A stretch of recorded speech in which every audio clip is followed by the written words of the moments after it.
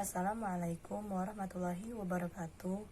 Nama saya Sinta Oktalia Agni, NPM FOGO 20002. Di sini saya akan menjelaskan tentang sistem pernapasan. Sistem pernapasan adalah suatu sistem yang bertujuan untuk menyediakan oksigen bagi proses metabolisme tubuh. Mekanisme sistem pernapasan dibagi menjadi dua. Yang pertama, inspirasi. Inspirasi adalah proses masuknya udara ke dalam tubuh. Pada proses inspirasi, diafragma dan rongga dada dan otot dada mengalami kontraksi. Volume rongga dada membesar, paru-paru mengembang, dan udara masuk ke dalam paru-paru. Yang kedua ada ekspirasi. Ekspirasi adalah proses keluarnya udara dari tubuh.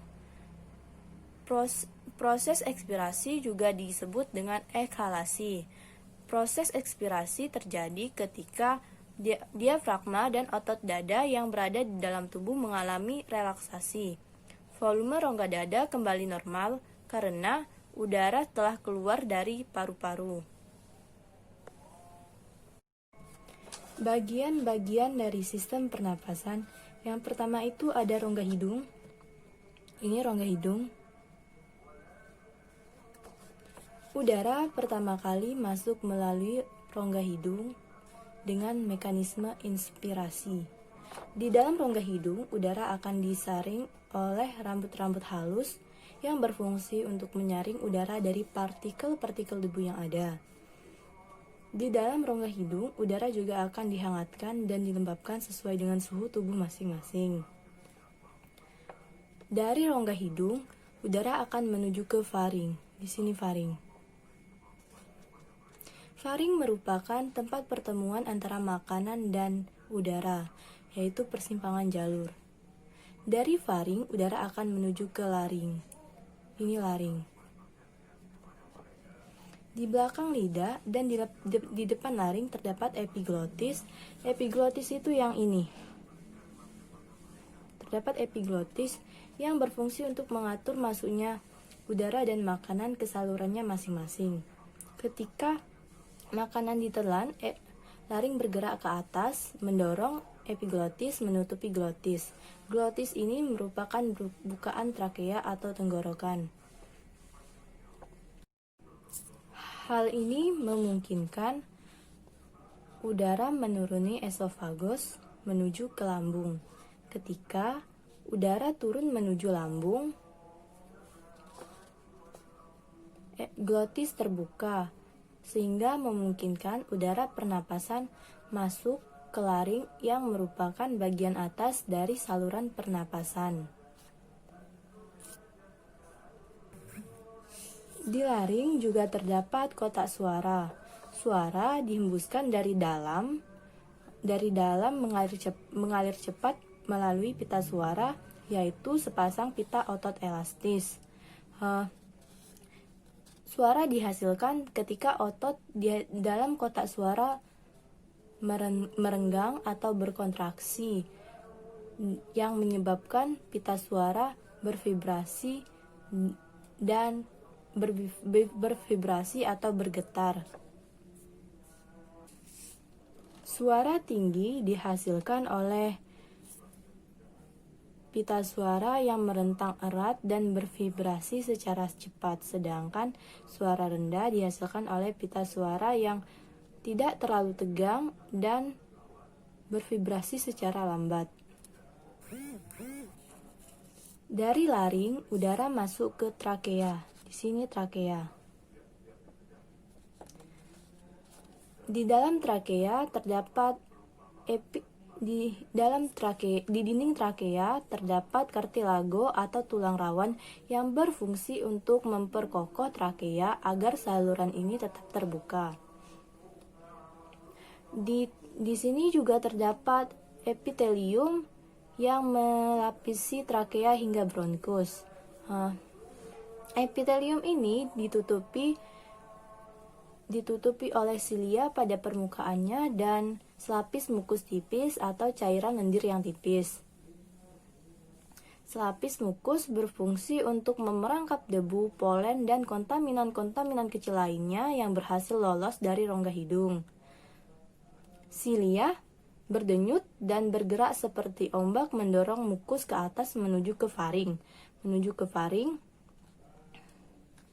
Tempat mukus ini dibuang atau ditelan atau dibuang dengan sengaja keluar melalui mulut.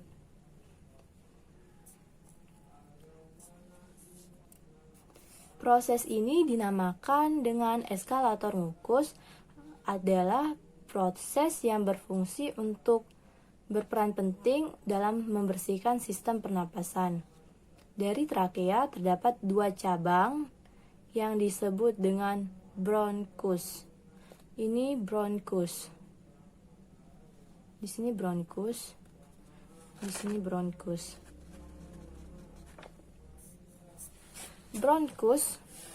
Bronkus ini masing-masing mengarah ke salah satu dari paru-paru.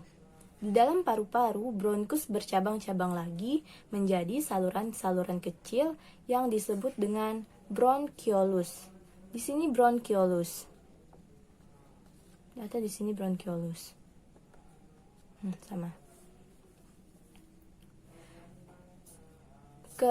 Ketika kemudian udara memasuki alveoli. Kumpulan dari alveoli disebut dengan alveolus atau kantong udara yang berada di ujung bronchiolus. Oksigen dari udara yang memasuki alveoli akan terlarut di dalam selaput lembab yang berada dalam permukaan alveoli dan kemudian akan berdifusi dengan cepat melalui epitelium ke dalam kapiler darah yang mengelilingi setiap alveoli. Sedangkan dari arah yang berlawanan, karbon dioksida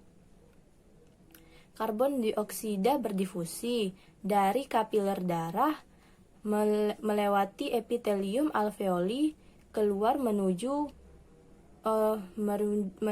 rongga udara dengan mekanisme ekspirasi.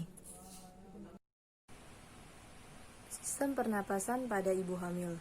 Perubahan fisiologi pada ibu hamil. Trimester pertama.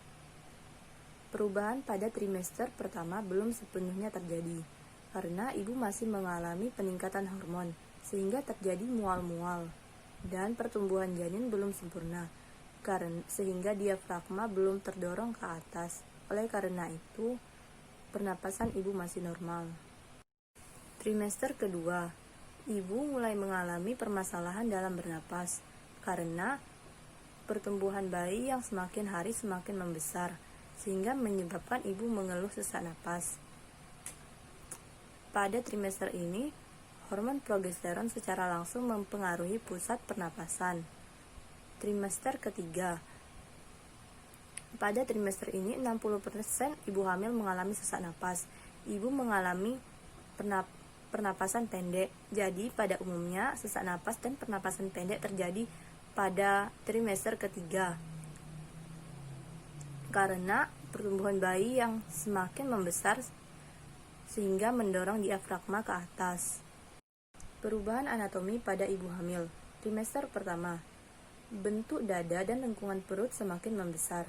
Pada saat uterus bertambah, pada awal kehamilan, diafragma bertambah 4 cm dan kerangka tulang dada menjadi lebih ke atas.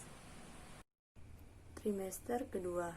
Kapasitas paru terhadap udara inspirasinya tetap sama seperti sebelum hamil, tetapi kecepatan pernapasan kapasitas vital tidak berubah, melainkan yang berubah volume tidal, volume ventilator, dan pengambilan oksigen semakin meningkat karena bentuk rongga torak yang berubah, yang mengakibatkan bernapas lebih cepat, sehingga 60% ibu hamil mengeluh sesak napas.